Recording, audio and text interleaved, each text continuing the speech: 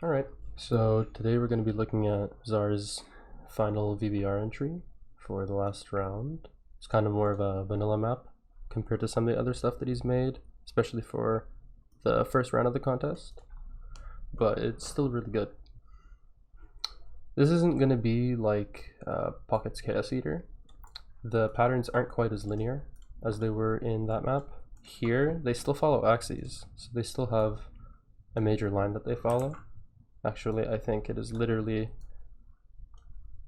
this kind of stuff. That was really bad, but sort of got axis that's slightly offset, one like this, and then you take these and rotate them by 90 degrees, and then everything will be following one of these lines here. Pretty sure an image of literally this kind of axis setup is floating around somewhere in the server. You can look at it, but regardless, they're not quite as linear as the stuff that we saw in Chaos Eater. They still follow axes, but they are also very boxy. So if you can see here, imagine that we have just a bunch of shit floating around in this box somehow, and it looks good, and everything still follows this big sort of pink line that we have through the middle, and that's the general sort of trend of every object in this big box. But all the objects, sort of, if you just look at them at a glance, they'll kind of be more boxy, versus Pocket's Chaos Eater, where it was quite clearly super linear stuff. Like if we try to draw things or try to make a pattern, this would be more of a Chaos Eater type pattern. Obviously it's not very good, but here, if we remove this, we draw our little axis for ourselves.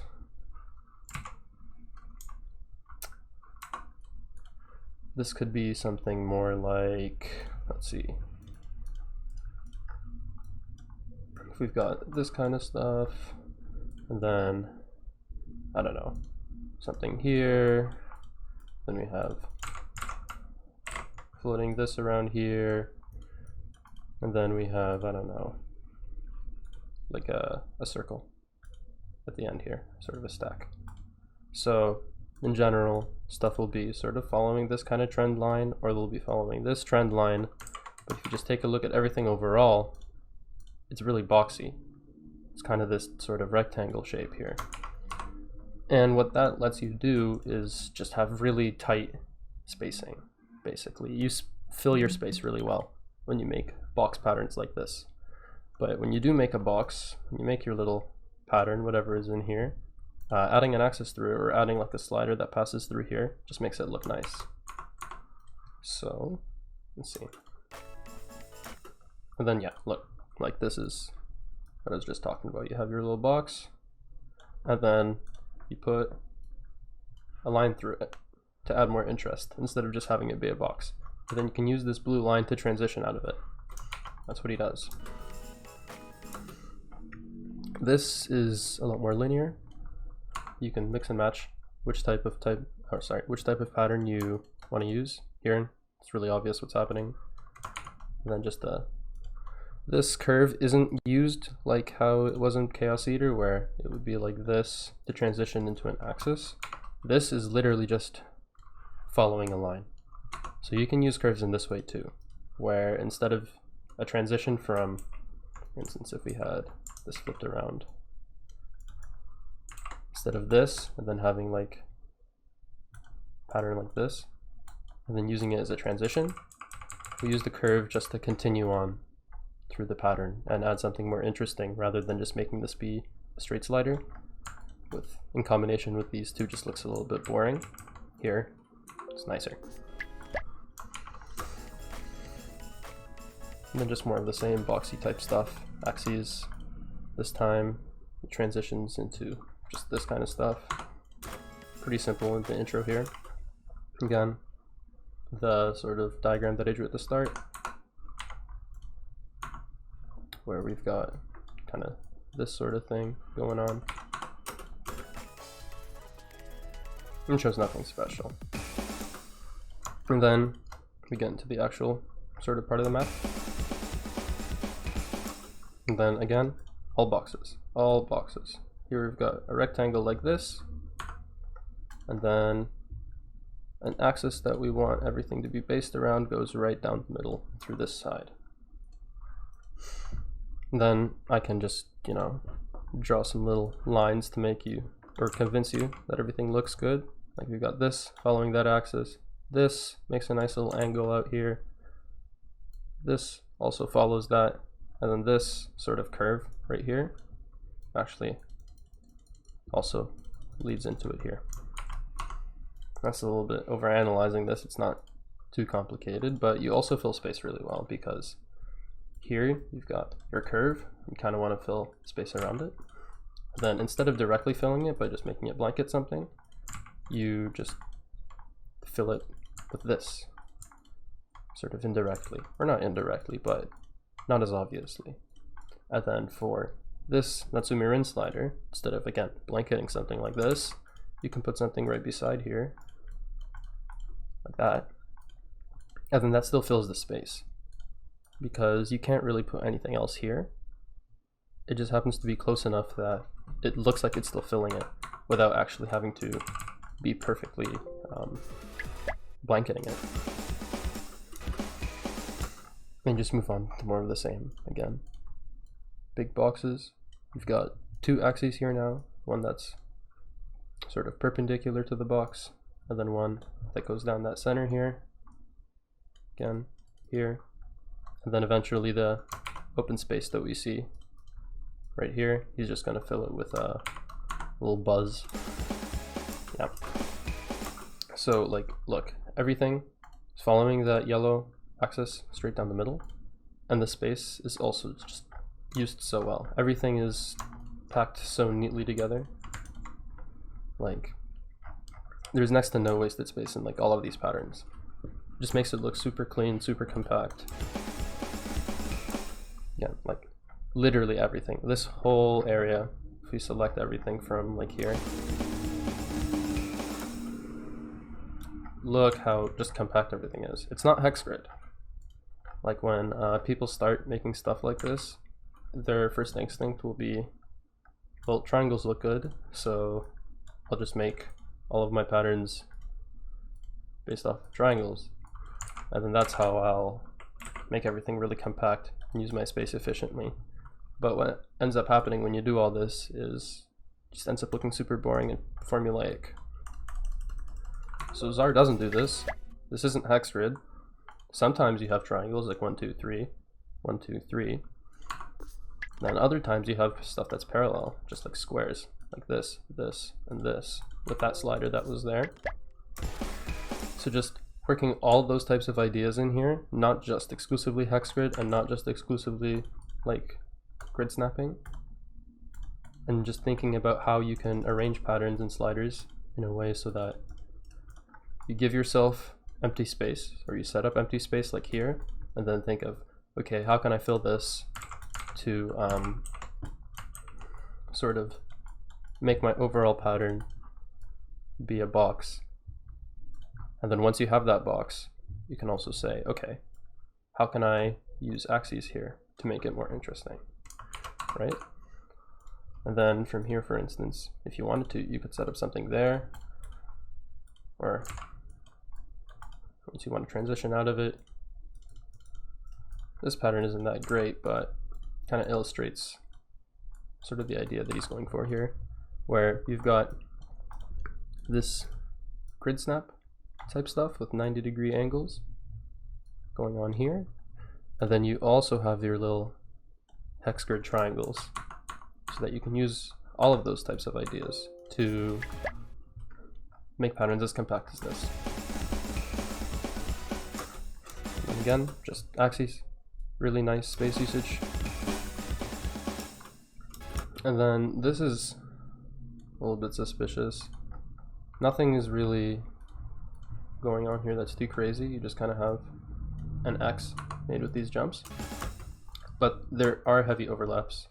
So I don't know if I'd suggest copying this pattern in particular, because it's just, overlaps are hard to do until you figure out what you're doing here. But if you look at it, again, we have our little box, and then these curves set up a focal point in the middle, and instead of just having like a slider, let's say we have one of these guys that he uses here, right? Instead of just having that fill the space in the middle here, or just having a jump, for instance, that goes like here, then out here, I think that would be a pattern that a lot of you might want to do. Instead of doing that, he just makes everything so compact. He puts everything in the middle here. He uses this little triangle to fill that space in the middle. And then just has aesthetic, consistent spacing around everything through here. These are spaced the same. These aren't spaced the same compared to the blues, but it doesn't particularly matter. It just looks nice overall. Then we've got, you know, just a bunch of lines you can draw in so you can see how everything is connected. Just really neat. And this is extremely linear. This is more of the obvious stuff. And then if you remember in the Chaos Eater video how I said Pocket intentionally didn't do this, just stacking something on top of the axis that he set up to make it look boxy. Here that's exactly what he's doing, because that's the whole point of the map. So here he does make this box. And it's not bad to have that box. It's just two different ways of thinking about how you want to approach mapping. Again, more basic triangle stuff. I think this is actually a square. Or no, it's not quite, it's a triangle. Through here, and then at the same time you've got the 90-degree stuff here. With this sort of curved slider. And then just use it to transition out. And set up something else. Here, again, we've got the sort of just linear 90-degree stuff. And again, it's a really clever way of filling this space that the curve sets up here. Or here. So you have this. Oh, that's a really shitty curve. You have this little curve. It begs this space to be filled. And instead of perfectly blanketing it, we put something right here. And then this space is not perfectly filled. There's still a bunch of empty shit there, but because it's also close to the bottom, like down here, you don't really feel like it needs to be filled. Because when you see patterns that are just like, increase the snapping here. If we had something here, filling this with a bunch of stuff near the bottom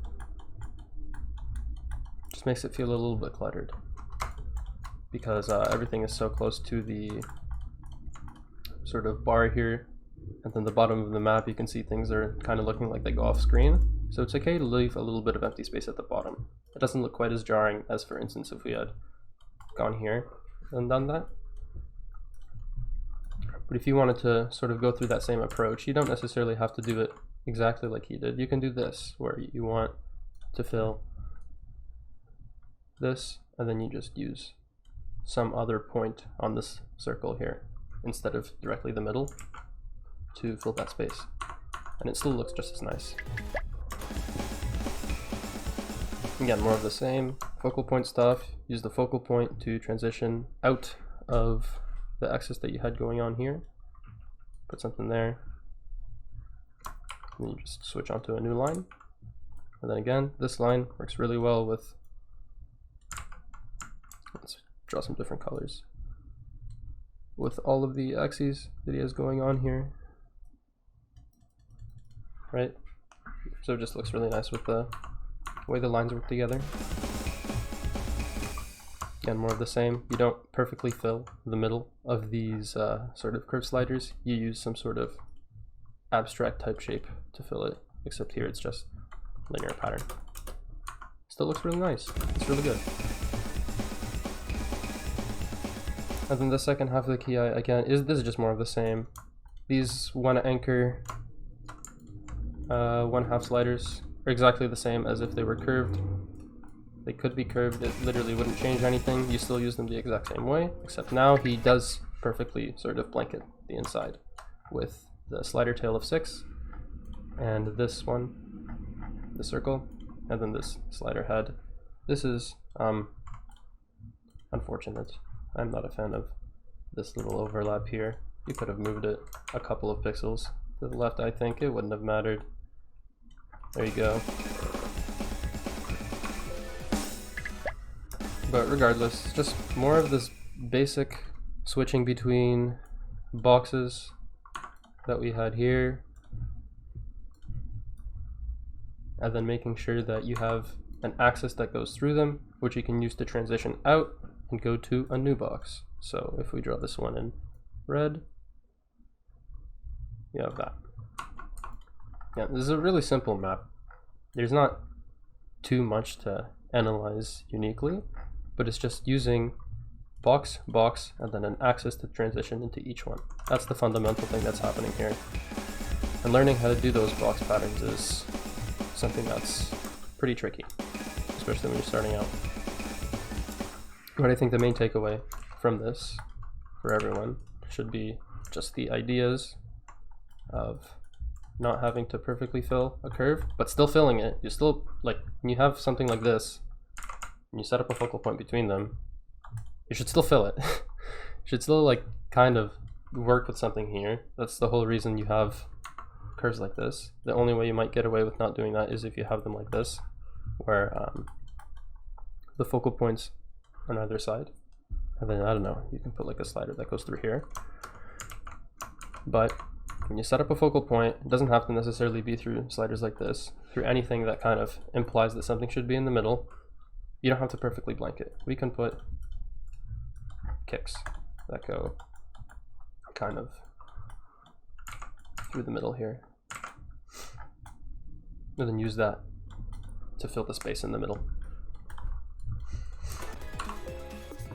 And just when you think of a box pattern, not always hex grid, not always just normal grid, like this kind of stuff. Mix and match. You can use both of them in the same pattern, and it'll look good if you do it properly, of course. So yeah, this last part, it's really simple. It's just axis, axis, axis. And slow parts are not really useful to look at, honestly. I think you guys could probably make a slow part like this. Just linear stuff here. The curves are actually used in a similar way as the stuff that was in pockets. They're used to transition and lead in to the next pattern, but they don't perfectly do it, right? They kind of do this, but just the fact that it's curved and it's moving in this direction in general, not necessarily perfectly, not like this. The fact that it still does that still kind of leads into the axis through here, and then the same thing happens here, where we have, just use yellow.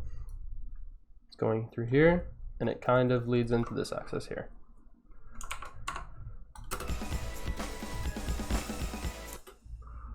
And because it's so gently curved, you can also make a case for it leading into this, right? Or if you don't want to think about it that way, you can just think about it like this, with a 90-degree sort of relationship, except instead of it just being as boring as 90 degrees with like this, you just add a little bit more interest by making it a slight curve. And now it's more interesting to look at, instead of just, I don't know, like a basic, terrible 90-degree cross overlap. Don't do this. This always looks bad. You have to at least make one of the sliders more interesting. Box, axis, and then you transition out of it. Focal point stuff, again. Use this to transition this time instead of just going into something else.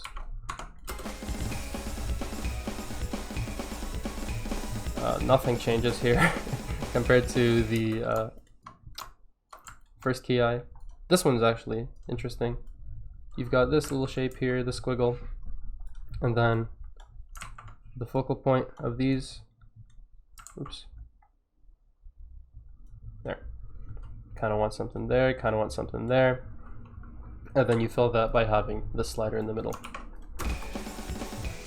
And again, this whole section has a line that's trending this way, and again, a box that everything is based around.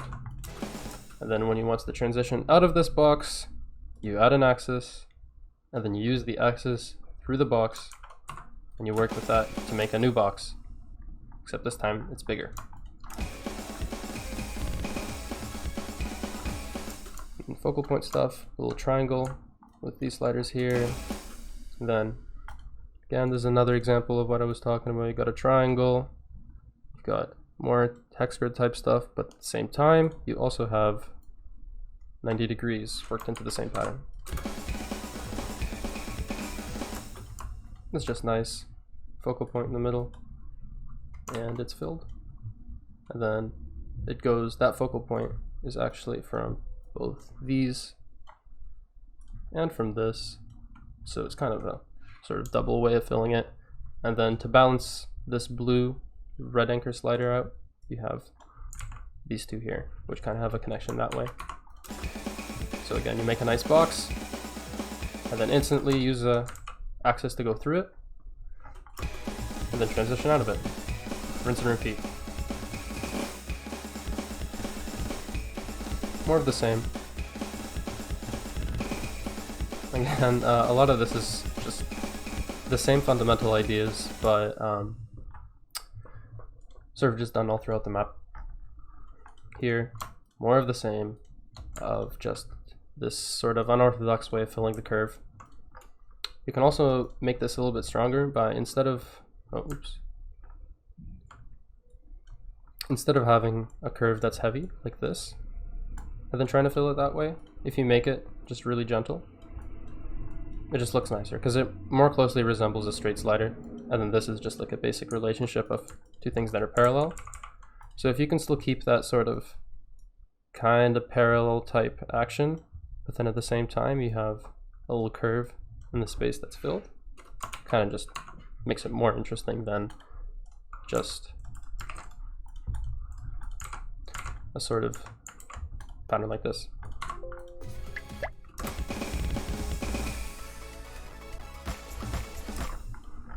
Again, axes, just use axes, so many axes, everything goes through here, everything follows the lines, right? Get a little focal point set up in the middle here from this, and then you have these to lead in to that line, which is a really nice way of using Natsumi Rin sliders, because while I don't recommend using these quite yet, maybe when you fully understand how they work, well actually no, if you want to use them you can use them, but these are really nice because they set up a lot of stuff. You've got the sort of overall trend that the slider follows, and then at the same time you've got it leading into here, but you also have two easy places to put things. So I think you saw me do this pattern before of like this kind of stuff. Like you can do this and fill that directly. You can not fill that directly and just have like another Natsumi Rin slider somewhere and have like the curves opposing each other instead of putting the focus on the straight part of the slider. You've got the main sort of draw here being this, and then of course you can do more interesting stuff from here. You can kind of fill the space in the middle somehow if you wanted to have a jump, or you could just transition out from this by or if you had it rotated, and then put this right up to the side. You've got this sort of empty space. Doesn't necessarily have to be filled. Oh, oops. If we take it, we just rotate it a little bit like this, and then we put it right up to the side. The focal point is kind of off screen, right? So you don't have to fill it. I think I already mentioned this. If you have a curve that's really close to the side of the screen anyway, or it's close to the bottom, you don't have to fill this spot. You can, and you can still make it look really nice, make it really effective, but not including anything here is fine because there's not actually any space on the screen to fill that. So in that pattern that we had where it was like this, it's fine not to do anything here. even if there is enough space to put something. This is honestly weak. He could have done something more interesting here instead of just putting it out to the side. It feels a little bit unbalanced with how there's a curve that more so goes this way here, but then it's just a full-on slider on this side of the map. I don't know. I think he could have done maybe another curve, or maybe use that same slider but just in a different rotation. It would have been more interesting. Box. Axis through the box. Another axis through the box. That sets up another box, which sets up another axis, which goes into another axis. We lead forward, and that sets up another box with another axis. Rinse and repeat over and over. Here the boxes are bigger and there's a lot of empty space. This is just more of a stylistic decision, I guess, where he was just like, I'm not going to fill the space in the middle of a lot of these patterns. I think it looks better without it. And the reason it's allowed, or it's always allowed, but the reason why it works here is because he keeps doing it.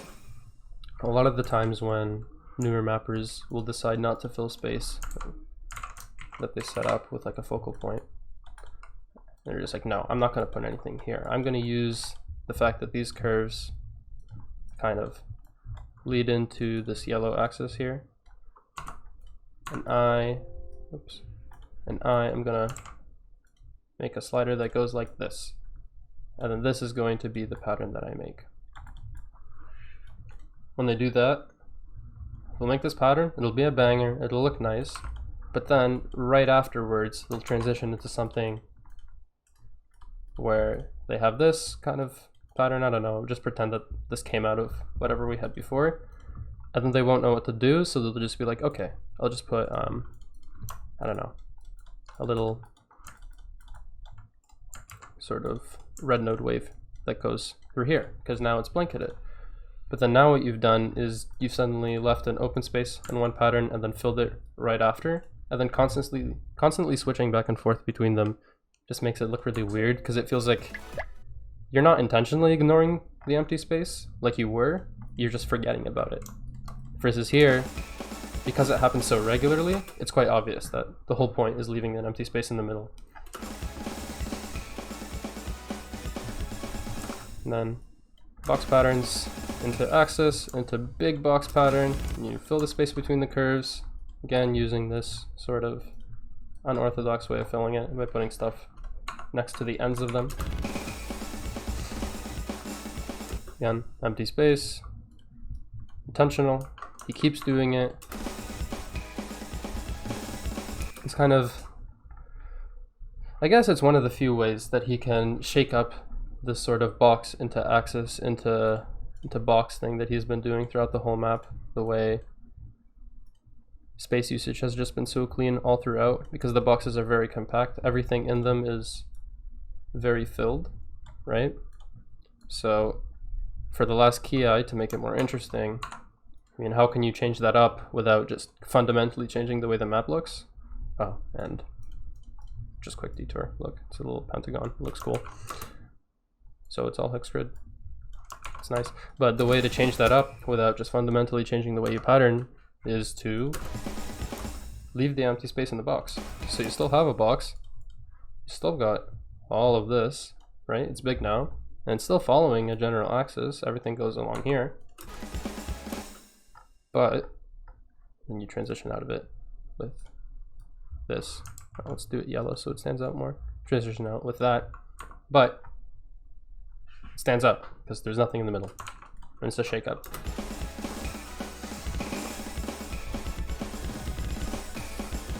More of the same. Axis down the middle, axis to the side. Ask someone for that picture of like the axes that go like this, just diagonally, slightly off the diagonal on the vertical and horizontal sides. Opposing curves, which also look like straight, and it works. You know, you've got your little axis here, leads into this, which follows these two lines. Just looks great, just really basic fundamental vanilla stuff. More boxes, vertical stuff into axes, which lead out of the box, and then which lead into a new box, which again has empty space in the middle that he fills this time. And this whole ending, as you can see, it's very clear what's happening. He's just switching between, here. Just switching between either this type of axis, or he's going to switch between this kind of axis. And if you just play it through, you can see how those lines like perfectly match up with everything. And that's sort of the concept for the final part, where again he switches things up from boxes to axes mainly, just to make the last little section stand out. Then we have xarr slider, or I don't know, just put red nodes on the screen until it looks good.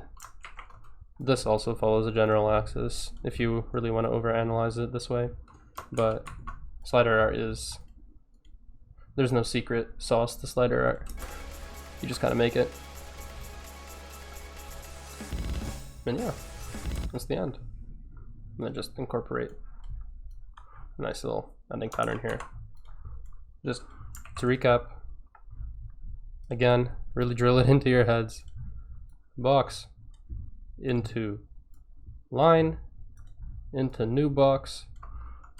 Then the way you can fill curve space by having a focal point that you do not fill directly, you put something off to the side and then use that to fill that space. And also when you have a gimmick, not a gimmick, but just a way of pattern that you set up all through the map, you can add interest by either taking elements out, like for instance, if we have everything being filled, for some intrigue at the end, we can have this same type of pattern, but now, oh no, there's nothing in the middle. And if you do this consistently, and you make this the new sort of gimmick of your ending section, and you make this the gimmick of the starting section, and they're separate, but they're still connected by the fact that they're boxes, but you're consistent all throughout the map, and when you use each one of these, then it works. If you're inconsistent and you mix and match, then it's not good. But yeah, it's just overall a really great map, really solid vanilla map. And I think that's going to be it. Thanks for watching.